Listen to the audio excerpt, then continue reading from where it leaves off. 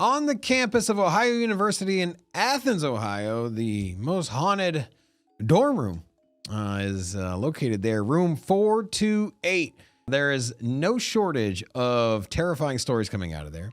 It has been boarded up, closed, and, well, sealed by the university themselves.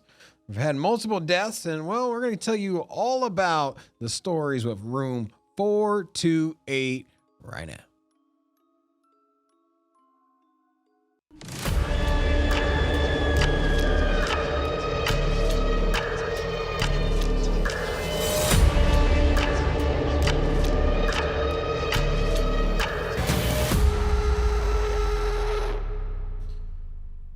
You ready for room 428? You terrified? The most haunted dorm room, college ghost story in history, in my opinion. This room 428 has some troubled background and some serious spooky stuff has gone on in this room. All right, we're going to tell you today about, well, why is it haunted? Because there's no shortage of, interesting scenarios with the location of the place. Troubling background, who is the neighbors right next door, and, what are some of the accounts? And so, you want to start us off? Tell us, where's this thing located? What's up with it? Back in Wilson Hall in the 1970s, there was a girl that moved into the room 428, and supposedly she got herself involved into occult practices and started worshiping dark magic and dark energy and leaving some sort of residual energy in the room. And she died of unexplained. There's a couple different theories of how she died. Actually, people say that she was pushed out of a window by a force, or she jumped out of a window. But others even say that she died in the room as well. I heard she committed suicide. Right. Now, as you were alluding to, there's not like one definite story with like an autopsy and the certain report. So it's pretty vague. However, there is a shared agreement that there was a girl that was there at the dorm. I forget her name, but she did die. Suicide is what I heard of. Maybe they were trying to say she jumped out a window as well. So that's very loose on the facts there. But there is multiple accounts of her, like her evidence of doing witchcraft and dark magic and all that sort of stuff. She carved a pentagram out of flames, a perfectly carved pentagram that's in the ground, the hardwood floor. And apparently it's still there to this day. They've tried multiple things to try to get it off. They've sanded it down, repainted it, and the pentagram in room 428 just doesn't go away. Here's some imagery from the campus here. So this one looking like a fun little campus. Hey, we're going to class, baby. Pretty big party school too, huh? Yeah. No, this is what it looks like. But don't let these pictures fool you. It's quite ominous. Also, I think this is another image here. Real quick. Also, this was nearby. Take a look at this. So, the state mental hospital, and it was literally called the Athens Lunatic Asylum. Right. Was the name of it. Was right next door.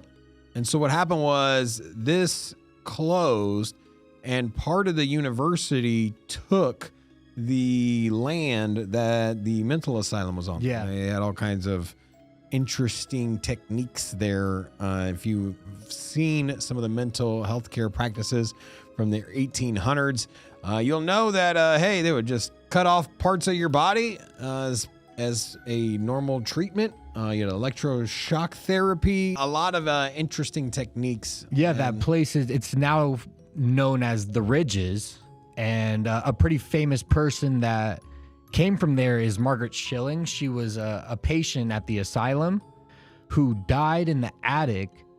And if you go to visit, which is it's a very popular place for tourism, if you go to visit, her stain is still stuck on the floor. It's been there for all these years and it doesn't go away.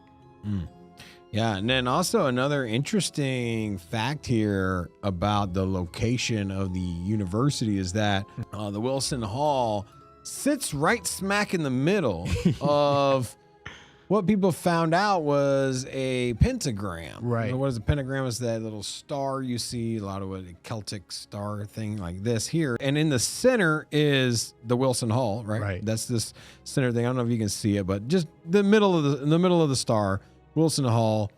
Now, the interesting thing is that all the touch points, all the stars here on the perimeter are cemeteries. So you got Snowden Cemetery. You have, and this one's a little blurry, this image here, but there's 5 cemeteries that just so happen to form a pentagram with the place here. Also, home to known Indian burial grounds as well. Right. And so you have the mental asylum. You have early deaths, suicides. You also have completely surrounded by the cemeteries, and then there's just that's just the backdrop, right? You have all of this residual energy and strong negative trauma that's built into this pentagram, and right at the center is Wilson Hall, and with the epicenter being room 428, of course, which is why skeptics believe why that woman from the 1970s chose that room specifically in order to conjure up her dark magic and to do occult practices, because it had a stronger chance of actually happening. So what happens there, right? And so there's plenty of accounts of what has gone down at the dorm room. So we'll start first of all. Can you go visit it? You want to see it? No, it's been boarded up. It's closed down. So the interesting part is that you got multiple dorm rooms, and this one is just shut off. And so you'll go from dorm room 427 to 429, skipping this one altogether. Yeah, they've done multiple things to even try to renovate the room too. Yeah, take it out. So it was in 1993. It was deemed inhospitable. Okay. And then they turned it into a boiler room and a storage closet. And well, hey, why? I feel sorry for any of the janitors have to go in there. That's number one. To have their stuff in that room, oh my goodness. Yeah. Then, so what's going on? So there's also the students that are in the building still. Yeah. They have heard footsteps down the hallway. There's footsteps above them, the floor above. But the interesting thing is it's only 4 stories up. Yeah. So there's nobody living in. Like someone's walking on the roof. Yes. Yeah, exactly. And then you also have shadowy figures, freezing cold air. Yeah. And then there's things that have been thrown across the room as well. Oh, really? And so I didn't hear about some that one. poltergeist kind of activities going on there as well. I did hear that people were reporting that it got down to like 20 degrees Fahrenheit. It would get that cold in the hallway.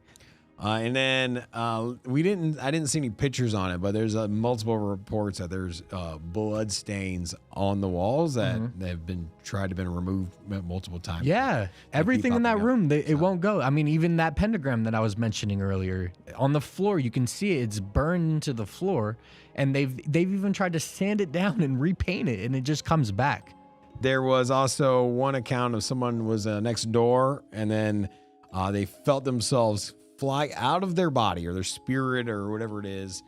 They had felt their presence leave their body, and then they were floating around in the dorm rooms, and so they had went out of their room into other rooms, and so it is college, so maybe they had smoked a little bit too much or something, but drank a little too much. But that's interesting when you start adding all of those up as well. There's also been giggles down the hallway. Yeah. And then there has been, and once again, it's a college campus, so, people just like to mess around. However, repeatedly, the fire alarm keeps going off. And they can't find anybody, or they don't have a suspect or anyone. Right. They just randomly goes off in the middle of the nights. But once again, it is in a dorm room, so it's college campus. I don't know, but you add it all together, it's it's a recipe for a good haunting. Yeah, there's too much coincidences that are there. There's too many, that is going on to not believe it. So what exactly do you think is in room 428? Do you think that it's the girl's spirit that has left over and attached onto that room, or do you think it was a previous dark energy that was even further back than her from the asylum times? Or I think there's certain areas that have just multiple coincidences, right? Right. And so, if it was the first haunting, for example, would have been this girl, then maybe it started there. But I think it started a long time before that, right? You have the native Indian burial grounds. Right. You also have the asylum that was there. the 5 cemeteries. 100 years prior, the cemeteries. So sometimes it's a certain area, right? I know that in some ghost stories, people attribute this as a terror in the fabric of reality or our world, and it's a gateway. I think that these things really happen, or there's certain areas that this happens. Mm-hmm. And so perhaps this one room, or perhaps this area is a portal, or is a tear in our fabric that things come in and out. Yeah. And maybe this is the girl that committed suicide. Maybe she's still haunting, or maybe it's just a bunch of history. Yeah. And there's just things just coming by to say hello. Yeah, I mean, because when they have the EVP, the electronic voice phenomena, they recorded faint whispers of both male and female, and tapping noises and bangs.